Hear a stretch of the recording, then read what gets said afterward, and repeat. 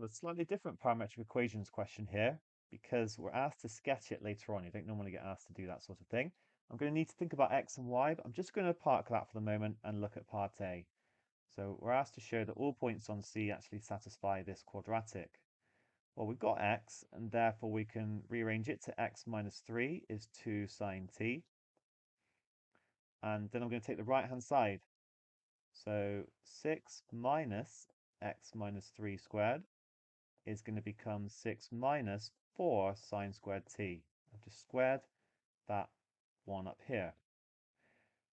And somehow we have to show that this is actually equivalent to 4 plus 2 cos 2t. There's a double angle formula going on. Okay, I'm gonna derive it. I would say try and learn it, but the addition formula given in the formula book, cos A plus B, is identical to cos A cos B minus sine A sine B. If you replace B by A, you get cos 2A. There we go. Our double angle formula is cos squared A minus sine squared A.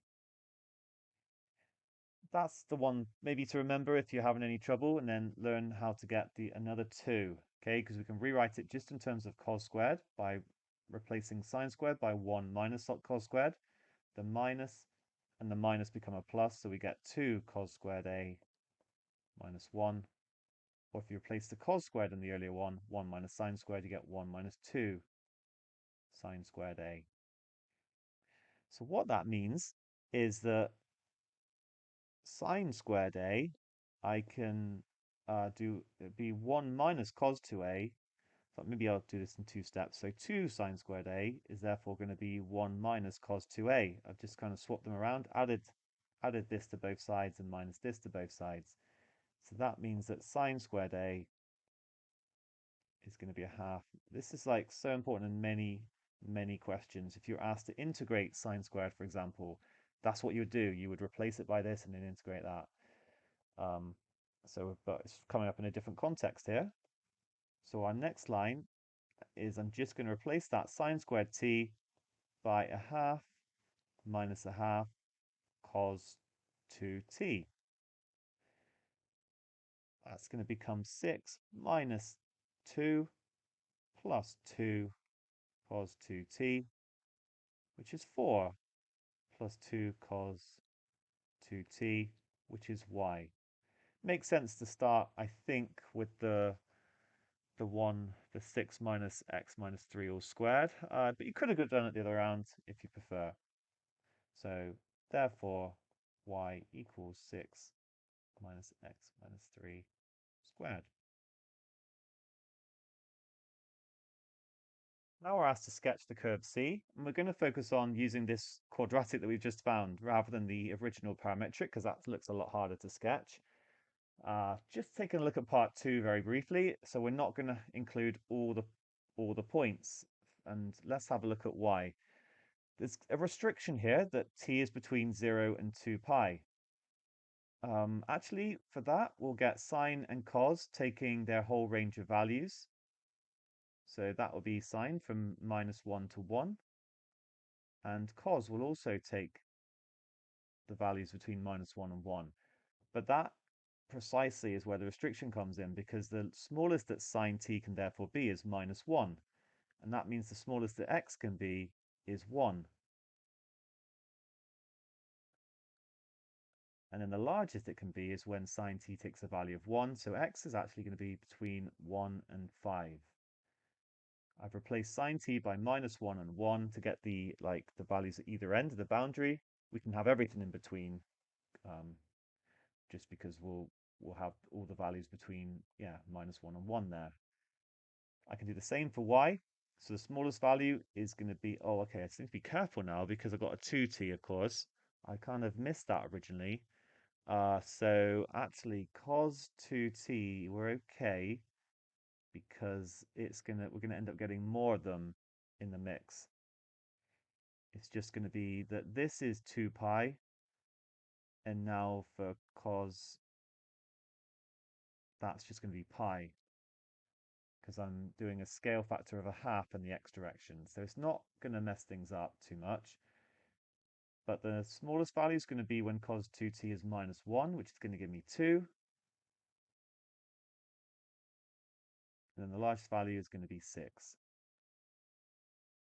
So let's have a go at this sketch.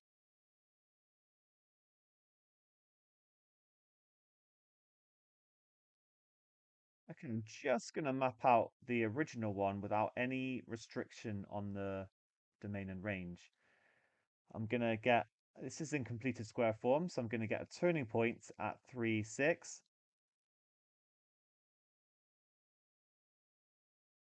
I'm going to get, when x is 0, I'll be doing 6 minus 9. I'll have minus 3. And that's just enough to get the right sort of shape. It's going to look like that. So this is y equals 6 minus x minus 3 all squared over all real values of x. Okay, so we just need to look at our restricted version.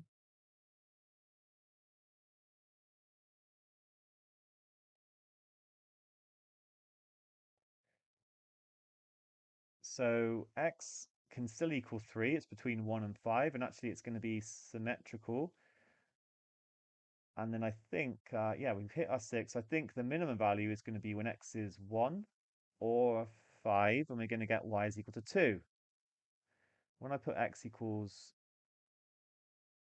1 in, that will be when t is 0. And if I put 2 pi in, I'll get the same thing, and that will be when y is then ending up being 5. So it will just be like this instead. So I'll label this point here 3, 6. I probably should have done that here as well, but I was just trying to get the right idea. That was minus 3, wasn't it? But I don't have it now. And then here I've got 1, 2, I think it was, and then 5, 2.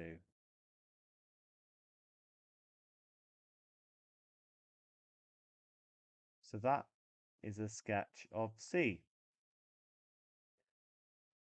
I've sort of already answered part 2. Explain briefly why C does not include all the points, because there is a restricted domain.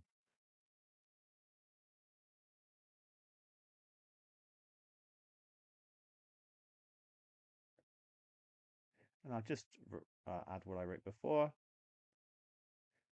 and hence range.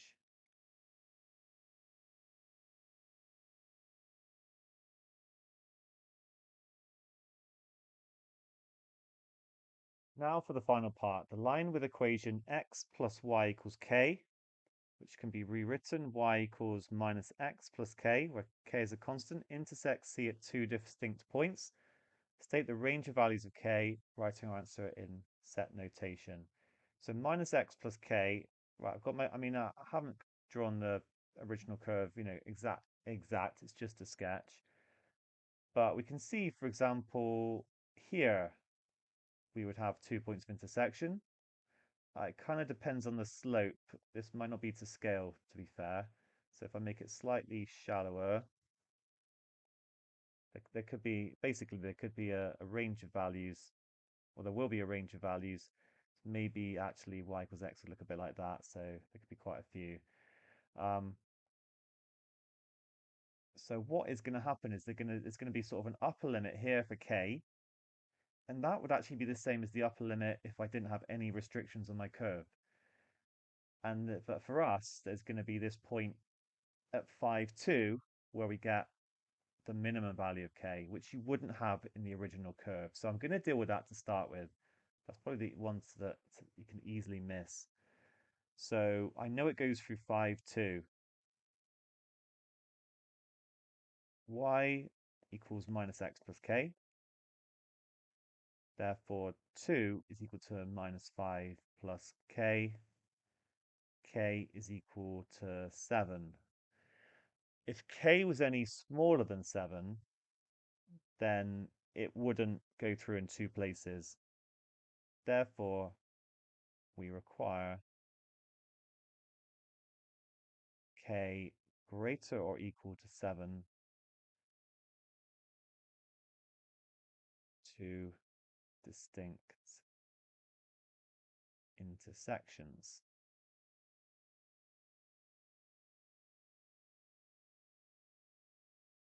Just going to say this one more time, just so I hope you're happy with it. So I'm basically got y equals minus x plus k. I've kind of drawn my line with this with a gradient of -1. It might not look like it, but I've just I don't know what the scale is exactly. So I can move this line and see that I've got two different intersection points. Okay, but there's going to be a point where k becomes too big. There's going to be this place where it just hits it in one place. So I could find out that actually using the discriminant, and then k will just be less than that. And then if I lower it, there's going to be a point for my restricted curve that I have, which wouldn't be the case over here. See, it just carries on forever over here. As long as k is below this value, would be okay. But here, when it hits that 5, 2 point, and I go below it, that's when I'm only going to get 1 point of intersection. So I've just found that k is 7, where it exactly goes through 5, 2. So looking at the graph, I just need k to be above that. If I draw a second line, look, I can see that k just has to be between these values here. So let's work out the second one. We've got our original curve, y equals 6 minus x minus 3 squared. And I've also got y equals minus x plus k, so I can set them equal to one another. So when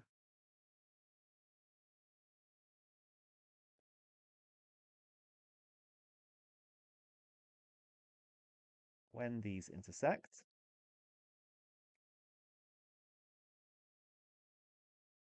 this will equal minus x plus k. I'm going to rewrite it as a quadratic equal to 0, and then look at the discriminant. So 6 minus x squared minus 6x plus 9 equal minus x plus k. Actually, that's going to become 6 minus 9 minus 3 minus x squared plus 6x equals minus x plus k. So x squared minus 7x plus k plus 3 equals 0. B squared minus 4ac equals 0 for 1 point of intersection. I could do 2 points and do an inequality, but I feel like I've already shown from the graph that it's just going to have to be less than whatever value I get here. And it's just a little bit easier to deal with an equation. So 49, that's minus 7 squared, minus 4 times 1 times k plus 3, must equal 0. So 4, I'm not even going to expand the bracket here. 4k plus 3 will equal 49. K plus 3 will equal 49 over 4. K will equal 49 over 4 minus 3. Actually, that's 12 over 4, so I'm going to get 37 over 4. Therefore, K must be less than, no equals this time, because I will have 2 points of intersection for the bottom one, just about, but up here, just 1. So K must be less than 37 over 4